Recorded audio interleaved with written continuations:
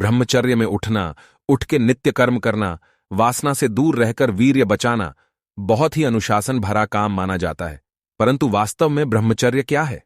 इस बात का सटीक और सरल जवाब आज भी कई लोगों को मालूम नहीं है, और परिणाम यह होता है कि कई सारे लोग या तथाकथित गुरु इस विषय पर अलग अलग बात कहते हैं, जिससे पाठकों के मन में भ्रांतियां फैलती हैं। तो आज हम ब्रह्मचर्य का शुद्धतम और स्पष्ट अर्थ आपके समक्ष लेकर आए हैं। आइए जानते हैं ब्रह्मचर्य क्या है, ब्रह्मचारी होने का क्या मतलब है। ब्रह्मचर्य अर्थात ब्रह्म में आचरण करना, यानी ब्रह्म में जो रहे वह ब्रह्मचारी है। और ब्रह्म शब्द वृहद धातु से आया है, यानी जो सदैव विस्तृत होता है। दूसरे शब्दों में मैं यानी अहंकार से मुक्ति ही ब्रह्मचर्य है।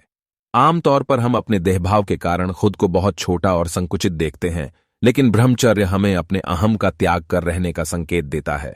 परंतु चूंकि हम सभी स्त्री पुरुष यानी मनुष्य के केंद्र में काम वासना बैठी हुई है, तो हमने अध्यात्म और ब्रह्मचर्य की उलटी परिभाषा विकसित कर दी है।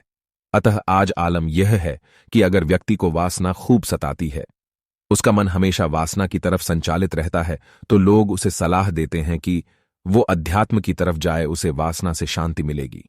लेकिन ब्रह्मचर्य का मूल उद्देश्य आपकी वासना रोकना नहीं है, बल्कि आपको आत्मज्ञान बोध देकर जीवन में कुछ ऐसे कर्म करने के लिए प्रेरित करना है जिससे आपका जन्म सार्थक हो।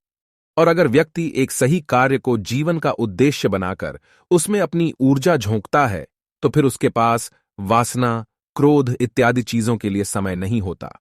अतः अध्यात्म और ब्रह्मचर्य का पालन करने वाले व्यक्ति के लिए अब वासना बहुत छोटी चीज हो जाती है।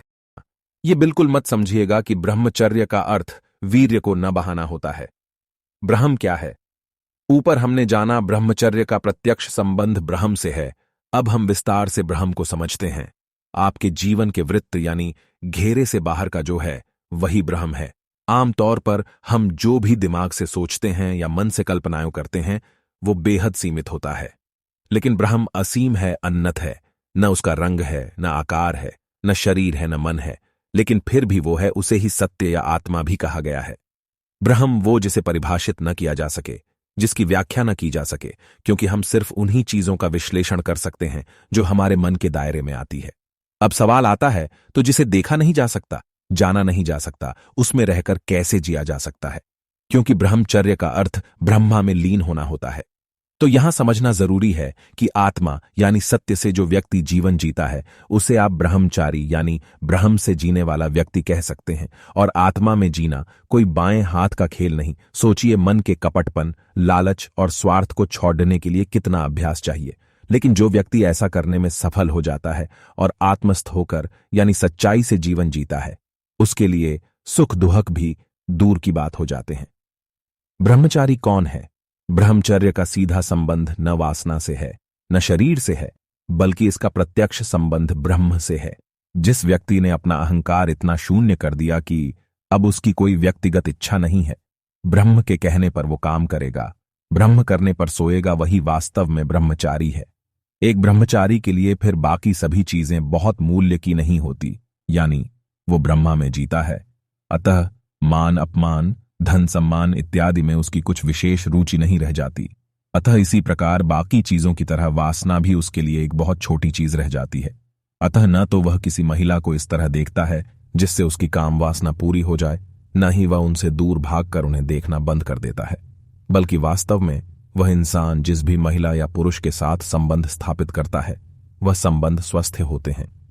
यौन इच्छा से मुक्ति ब्रह्मचर्य का एक बहुत छोटा हिस्सा है। अतः यह कहना कि ब्रह्मचार्य मूल उद्देश्य संभोग, वासना से मुक्ति पाना है, तो ऐसा नहीं है। ब्रह्मचार्य से जुड़ी भ्रांतियां, चूंकि हमने ब्रह्मचार्य को काम वासना से जोड़ कर देखा है, इसलिए लोगों के मन में ब्रह्मचार्य को लेकर कुछ धारणाएं बना रखी हैं। ब्रह्मचारी को शादी नहीं करनी चाहिए। हमें लगता है ब्रह्मचारी वह व्यक्ति है जो कामुक नहीं होता, अतः ऐसे व्यक्ति को किसी दूसरी स्त्री की तरफ न तो आकर्षित होना चाहिए, न ही संतानोत्पत्ति के बारे में सोचना चाहिए। निश्चित दिनों तक उपवास करना ब्रह्मचारी व्यक्ति को सात्विक भोजन करने के साथ साथ उपवास रखकर अपनी इंद्रियों को संयमित रखने की सीख दी जाती है। लेकिन वास्तव में ब्रह्म का लक्ष्य आपके आहार को नहीं, अपितु आपको एक श्रेष्ठ व्यक्ति बनाना होता है। इसलिए वहां पर प्रत्यक्ष रूप से उपवास रखने या भोजन के विषय पर बातचीत ही नहीं की जाती। आहार वो लें जिससे आप ब्रह्म तक पहुंच सके। वीर्य को बचाना देखिए, जब व्यक्ति का एकमात्र उद्देश्य जीवन में अपने वीर्य की रक्षा करना होता है तो फिर भला वह अच्छे कार्य कैसे कर सकता है।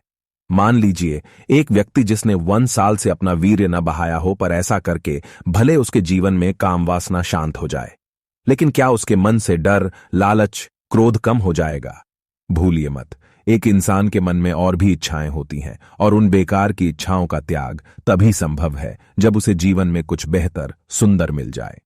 ब्रह्मचर्य धारण करने पर चमत्कार कई लोग अध्यात्म और ब्रह्मचर्य जीवन को एक चमत्कार की भांति देखते हैं। उन्हें लगता है जीवन में ब्रह्मचर्य आने पर शरीर बलिष्ठ हो जाएगा, उन्हें दिव्य अनुभव होने लगेंगे। क्या स्त्री ब्रह्मचर्य का पालन कर सकती है? जी हां, बिल्कुल। पुरुष हो या स्त्री, दोनों ब्रह्म में जीवन जीकर आत्मस्थ हो सकते हैं। क्योंकि चेतना पुरुष हो या स्त्री सभी में होती है, इसलिए हर व्यक्ति ब्रह्मचारी हो सकता है। ब्रह्मचर्य अच्छा है या बुरा? ब्रह्मचर्य निश्चित रूप से अच्छा है, बशर्ते हम यह जानें कि हम कौन हैं, शरीर क्या है, ब्रह्म क्या है और चेतना क्या है। जब मनुष्य का आचरण ब्रह्म के केंद्र यानी आत्मा से संचालित होता है तो इसे ब्रह्मचारी जीवन कहा जाता है। परंतु चूंकि हमें लगता है ब्रह्मचर्य का संबंध वीर्य की रक्षा से है या विवाह से है, अतः हम ब्रह्मचर्य की इस गलत मान्यता को जीवन का आधार बनाकर जीते हैं। ब्रह्मचर्य के नियम, ब्रह्मचारी होने का निर्णय लेने का अर्थ है कि अब आपके जीवन में सच्चाई, प्रेम, ईमानदारी इतनी बड़ाढ़ी चीजें हो गई हैं कि अब बाकी सभी चीजें आपके लिए बहुत छोटी और व्यर्थ हो गई हैं। परंतु हमें लगता है ब्रह्मचर्य योग तथा व्यायाम की तरह है, जिसमें कुछ क्रियाओं का होना आवश्यक है। इंसान को भ्रमित कर देता है। समाज में आजकल ब्रह्मचर्य के नाम पर जितना पाखंड और झूठ फैलाया जा रहा है, उतना शायद कभी नहीं रहा। इसलिए वे लोग जो ब्रह्मचर्य के फायदों को जानकर रोजाना कुछ खास विधियों का पालन करते हैं, उन्हें यह झूठा आत्मविश्वास हो जाता है कि इससे उन्हें कोई चमत्कारिक शक्ति मिलेगी, उनके मुख पर तेज आएगा, उम्र बढ़ेगी, कार्यक्षेत्र में आप बेहद प्रदर्शन कर पाएंगे। कुछ इस तरह के विशेष फायदे ब्रह्मचर्य का पालन करने वाले व्यक्ति को गिनाए जाते हैं। पर जैसा कि हमने जाना कि ब्रह्मचारी वो इंसान नहीं होता जो योगा ध्यान करें, जी नहीं। वास्तव में ब्रह्मचारी वो है जो सच्चाई का प्रेमी हो, जो सच जानने में, सच को जीने में रुचि रखता हो। 2. समय की बर्बादी होती है।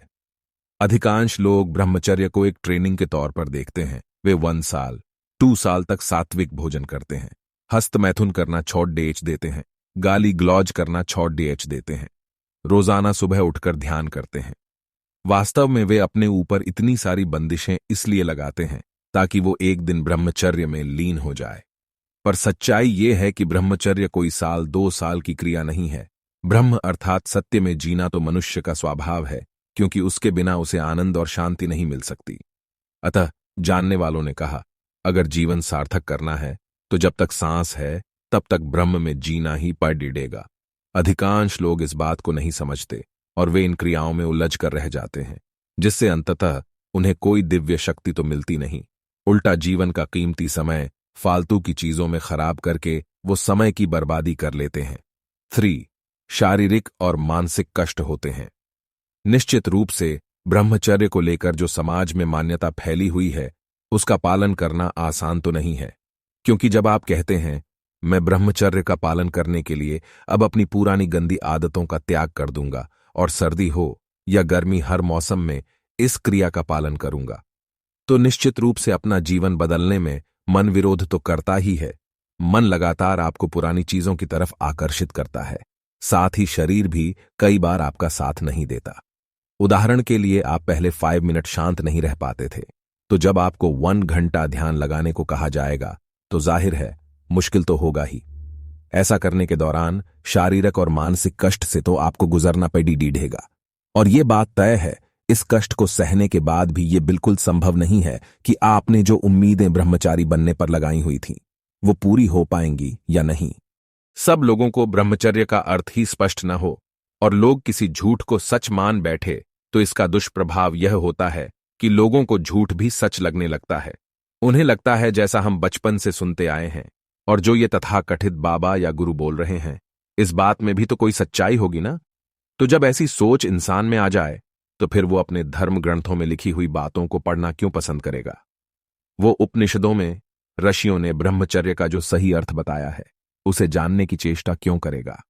तो परिणाम यह होता ही कि आम लोगों के बीच सिर्फ झूठ और भ्रम फैलता है। तो साथियों, ब्रह्मचर्य क्या है?